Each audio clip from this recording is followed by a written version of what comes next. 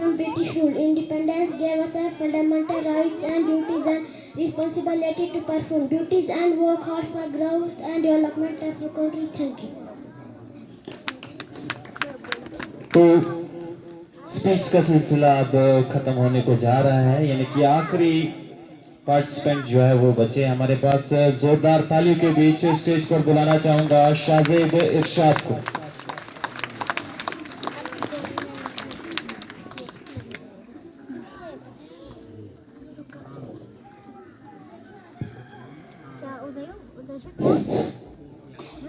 نحمده ونصلي على رسوله الكريم أما بعد فأعوذ بالله من الشيطان الرجيم بسم الله الرحمن الرحيم۔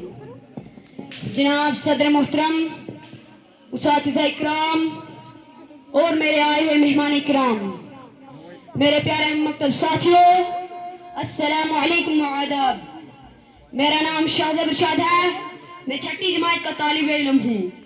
آج مجھے جس موضوع پر لب کشائی کرنے کا موقع ملا ہے وہ ہے جنگ آزادی میں مسلمانوں کا کردار۔ میں اپنا موضوع شروع کرنے سے پہلے سامعین کے نظر ایک اشعار پیش کرنا چاہتا ہوں۔ ابھی تک پاؤں سے چمٹی ہے زنجیریں غلامی کی، ابھی تک پاؤں سے چمٹی ہے زنجیریں غلامی کی، دن آ جاتا ہے آزادی کا آزادی نہیں آتی۔ ساتھیوں، ہندوستان کو طویل جدوجہد کے بعد آزادی کی نعمت حاصل ہوئی، جس کے لیے ہمارے اسلاف نے زبردست قربانیوں کا نذرانہ پیش کیا، جان و مال کی قربانیاں دی، تحریکیں چلائی، اقتدار پر چڑھے، پھانسی کے پھندے کو جرأت و حوصلے اور کمال کی بہادری کے ساتھ گلے لگایا۔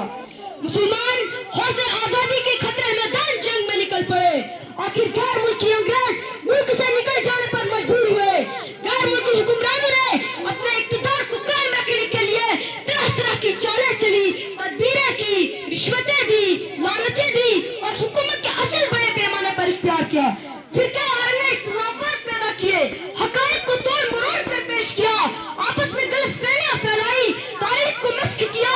انگریزوں نے ہندوستان کے معصوم باشندوں پر ظلم و ستم کے پہاڑ توڑے اور ناحق لوگوں کو اقتدار پر لٹکایا، ہندوستانی پر ناحق گولیں چلائی۔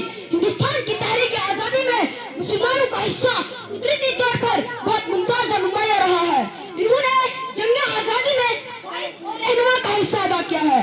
اس کی وجہ یہ تھی کہ انگریزوں نے اقتدار مسلمانوں سے چھیننا تھا۔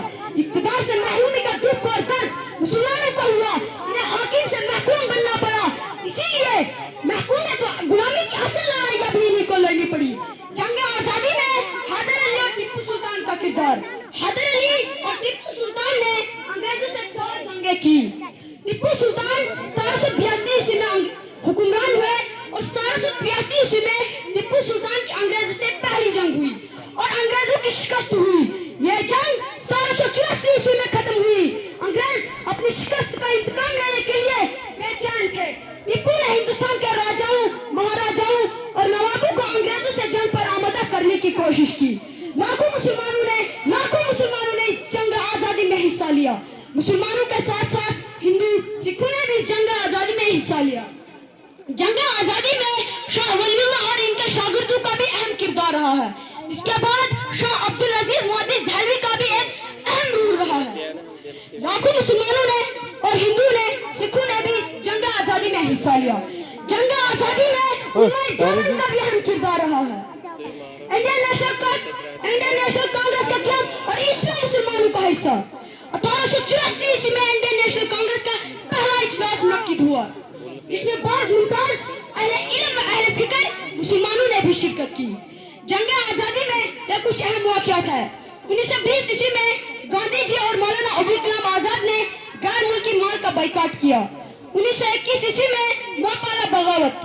1922 عیسوی میں چورا چوری میں پولیس فائرنگ۔ 1930 عیسوی میں تحریک سول نافرمانی و نمک آندولن۔ 1942 عیسوی میں ہندوستان چھوڑو تحریک۔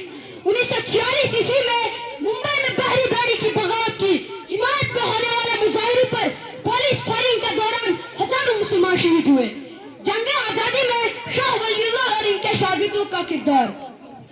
ٹیپو سلطان کی شہادت ملک میں برطانوی اثرات پڑنے کی وجہ سے ہوئی۔ انگریز اس इस मुल्क में सियासी अफराद पढ़ने के साथ साथ मुल्क में मिशनरी वर्क भी कर रहे थे।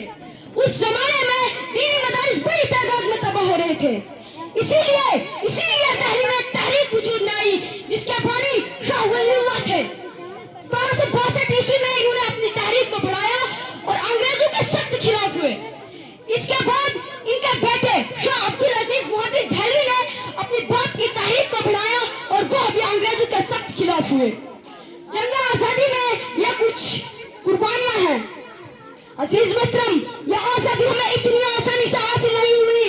वही मौलाना अबुल कलाम आजाद जिसकी तारीफ पर के आज हमें फख्र महसूस होता है। वही मौलाना अबुल कलाम आजाद जिसने आजादी के लिए अपना तन मन धन सब कुछ लौटा दिया। वही मौलाना अबुल कलाम आजाद जिसकी बीवी की सेहत खराब है लेकिन वो खुद जेल में फंसे हुए हैं। नेहरू जी गए और कहा मौलाना अंग्रेज कह रहे हैं कि अगर मौलाना लिख कर दे दे तो हम मौलाना को आजाद कर देंगे। लेकिन उस वक्त मौलाना ने जो जवाब दिया था, जो तारीखी जुमला कहा था, आज हमें उस जुमले को अपने ज़हन फिक्र में डालने की जरूरत है। मौलाना ने कहा था एक तरफ मेरी बीवी बीमार है, यह हकीकत है, लेकिन दूसरी तरफ मेरी माँ अंग्रेजों के चंगुल में फंसी हुई है और जब तक मेरी माँ अंग्रेजों के चंगुल में फंसी रहेगी तब तक मेरी बीवी मरती है तो मर जाए। मैं अपनी बीवी की कुर्बानी अपनी माँ के लिए दे सकता हूँ लेकिन माँ की कुर्बानी नहीं दे सकता। ये थी कुर्बानियाँ जिन कुर्बानियों के बावजूद हमें आज़ादी हासिल हुई है। इस आज़ादी की तारीख को बयान करने के लिए शायद मैं वक्त की कमी महसूस करता हूँ। जिंदगी ने अगर वफा की तो इंशाअल्लाह मैं इस तारीख पर मजीद रोशनी डालूंगा।